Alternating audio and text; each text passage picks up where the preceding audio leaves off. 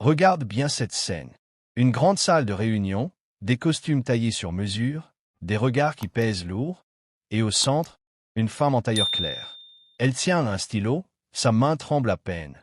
Et pourtant, ce qu'elle s'apprête à signer va bouleverser des vies, briser des certitudes et redessiner des destins. Son nom est Sofia Delgado. Jusqu'à il y a encore 2 ans, personne ne la prenait au sérieux. Fille unique d'un magnate de l'immobilier, elle était considérée par beaucoup comme une héritière gâtée, une belle vitrine dans les soirées mondaines, mais sûrement pas une dirigeante capable de s'asseoir à une table où se jouent des milliards. On disait d'elle qu'elle n'avait ni l'expérience, ni l'autorité, ni la force pour faire face à ce monde d'hommes. Mais Sofia avait un secret. Elle avait passé sa vie à observer dans l'ombre. Depuis son adolescence, elle accompagnait son père à des réunions, s'asseyant discrètement au fond de la salle, notant chaque mot, chaque geste, chaque stratégie. Elle voyait les alliances se former et se briser, les sourires polis cachés des couteaux, les contrats signés en façade, mais trahis en coulisses. Et elle avait appris. Elle avait appris à lire entre les lignes, à comprendre ce que personne ne disait à haute voix. Quand son père mourut brutalement d'une crise cardiaque, l'Empire fut laissé entre les mains de ses associés. Et tous, sans exception, s'attendaient à ce que Sofia reste dans son rôle d'héritière passive, se contentant des dividendes. Mais ils se trompaient lourdement. Le jour de la lecture du testament, quand l'avocat annonça que Sofia hériterait non seulement des parts de son père, mais aussi de son siège au conseil, un silence lourd s'abattit dans la salle. Plusieurs hommes échangèrent des regards entendus. Ils pensaient, astérisque, elle ne tiendra pas à moi astérisque. Ils avaient sous-estimé sa détermination. Sofia savait qu'on tenterait de l'évincer, de la ridiculiser, de la pousser à signer des contrats pièges. Et c'est exactement ce qui arriva. Les premières semaines, on lui envoyait des dossiers complexes à examiner, espérant qu'elle se noierait. On lui posait des questions techniques en pleine réunion, devant tout le monde, pour la mettre mal à l'aise. Mais ce que ses adversaires ignoraient, c'est qu'elle travaillait jour et nuit. Elle dormait à peine 3 heures, engloutissait des dizaines de livres de droit des affaires, s'entourait de jeunes experts qu'elle traitait comme des alliés, pas comme des employés. Un soir, alors que tous pensaient qu'elle s'était fait manipuler dans une transaction douteuse avec un concurrent étranger, Sofia fit ce que personne n'avait anticipé. Elle prit la parole en pleine assemblée, et devant une dizaine d'actionnaires médusés, elle démontra point par point les irrégularités du contrat. Elle révéla même qu'elle avait volontairement laissé croire qu'elle tombait dans le piège, alors qu'en réalité, elle avait rassemblé assez de preuves pour dénoncer une tentative de corruption. Le silence fut glacé. Et ce jour-là, pour la première fois, on cessa de la considérer comme une simple héritière. Mais Sofia ne voulait pas seulement protéger ce qu'elle avait hérité. Elle voulait transformer l'empire de son père. Elle avait grandi en voyant des familles expulsées de leur maison à cause de décisions immobilières prises sans cœur, des quartiers défigurés par la soif de profit. Elle savait que l'argent pouvait construire, mais aussi détruire. Elle avait pris une décision. Si elle devait régner, elle le ferait autrement. C'est ainsi qu'elle monta un projet faux. Au lieu d'investir dans des gratte-ciels de luxe réservés à une élite, elle lança un programme de logement durable, accessible aux familles modestes. Ses associés éclatèrent de rire quand elle présenta l'idée. Ils la traitèrent de naïve, de rêveuse. Mais Sofia ne se démonta pas. Elle investit son propre argent, mit en gage une partie de ses biens, et signa personnellement les garanties. Si elle échouait, elle perdrait tout. Et c'est là que commence l'image que tu vois.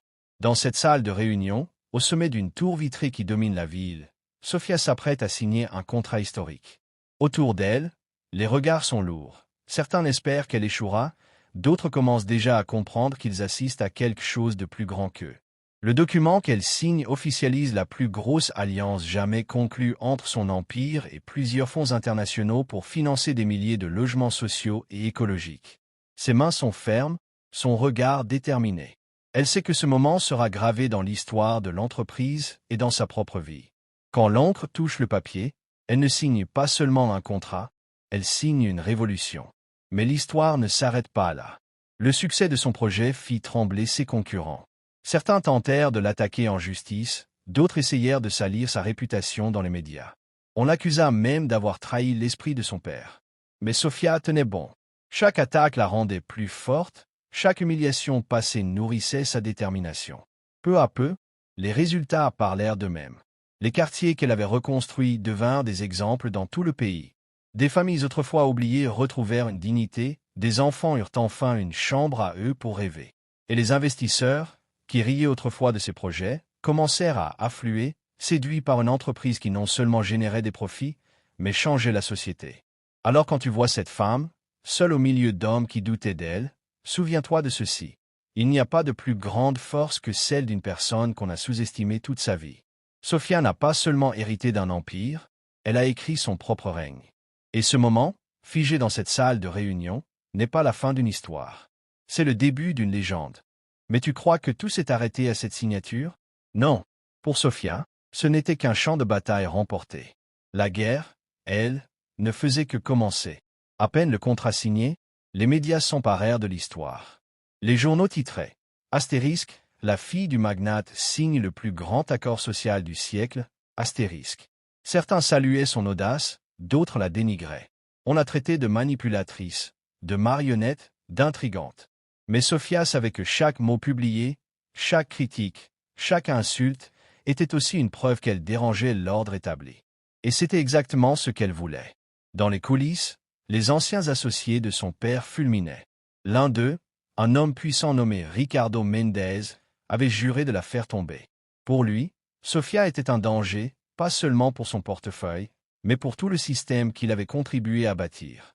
Alors, il monta un plan. Il recruta des alliés dans l'ombre, soudoya des journalistes, et lança une campagne visant à ternir son image. Des rumeurs salissaient son nom, qu'elle aurait truqué des chiffres, qu'elle entretenait des relations douteuses avec certains investisseurs. Mais Sophia, encore une fois, ne se laissa pas piéger. Elle avait appris à anticiper.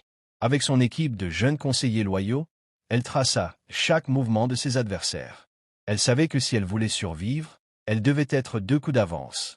Alors elle prit une décision audacieuse, rendre tout transparent. Elle organisa une conférence publique où elle dévoila les comptes de l'entreprise, ligne par ligne, projet par projet. Personne n'avait jamais vu ça. Son honnêteté, son courage à montrer même les faiblesses, renversèrent l'opinion publique. Ce qui devait être une attaque devint une victoire. Mais Ricardo ne lâcha pas. Il joua sa carte la plus sombre, une manipulation interne. Il réussit à convaincre certains membres du conseil de voter contre elle, espérant la destituer de son siège. La réunion décisive eut lieu 3 mois plus tard. Et crois-moi, l'ambiance était glaciale. Imagine la scène. Une longue table de bois massif, des visages fermés, des dossiers empilés devant chaque membre. Ricardo prit la parole, sûr de lui, dénonçant Sophia comme incompétente, dangereuse pour la stabilité de l'entreprise. Pendant de longues minutes, il parla, vociféra, semant le doute. Et tous les regards se tournèrent vers elle. Sophia se leva, sans élever la voix. Elle parla calmement, mais avec une force qui fit trembler la pièce. Elle raconta son parcours, ses nuits sans sommeil, ses sacrifices, ses victoires. Elle rappela les quartiers reconstruits, les familles sorties de la misère, les chiffres de croissance que même ses détracteurs ne pouvaient contester. Puis elle termina par ces mots. Astérisque, vous pouvez voter contre moi aujourd'hui. Mais rappelez-vous de ceci, les empires bâtis sur la peur s'effondrent. Ceux bâtis sur la confiance survivent à tout. Si vous me chassez, vous ne chasserez pas seulement une femme. Vous chasserez l'avenir. Astérisque. Un silence énorme suivit. Et contre toute attente, le vote tourna en sa faveur. Même certains alliés de Ricardo, impressionnés par son courage, choisirent de se rallier à elle. Ricardo, humilié, quitta la salle ce jour-là, jurant qu'il reviendrait. Pour Sophia, ce fut une preuve de plus. Elle n'était plus une héritière, elle était une leader. Mais au fond d'elle, elle savait qu'elle payait un prix. Ses journées étaient interminables, sa vie privée inexistante. Elle avait sacrifié ses amitiés, ses rêves personnels, même son espoir d'avoir un jour une famille. Tout pour cette mission. Et pourtant, un soir, alors qu'elle quittait tardivement son bureau, une jeune mère l'attendait devant l'immeuble avec son fils. Le petit garçon tenait un dessin maladroit, une maison avec un jardin. La mère dit à Sophia, les larmes aux yeux. Astérisque, merci. Grâce à vous, mon fils a un toit. Vous ne connaissez pas son sourire quand il ouvre la porte de sa chambre. Vous nous avez rendu la dignité. Astérisque. À cet instant, Sophia comprit que chaque sacrifice avait un sens. Elle ne bâtissait pas seulement des immeubles, elle bâtissait des vies. Voilà pourquoi cette image, ce moment de signature, n'était que le point de départ. Sofia Delgado n'était plus la fille d'un magnate. Elle était devenue le symbole d'une génération qui voulait prouver qu'on peut être puissant sans être cruel, qu'on peut être ambitieux sans perdre son âme. Et crois-moi, son histoire ne s'arrête pas ici. Car chaque empire qu'elle construisait n'était pas seulement fait de verre et d'acier, mais de courage, de justice et de rêves qui ne meurent jamais.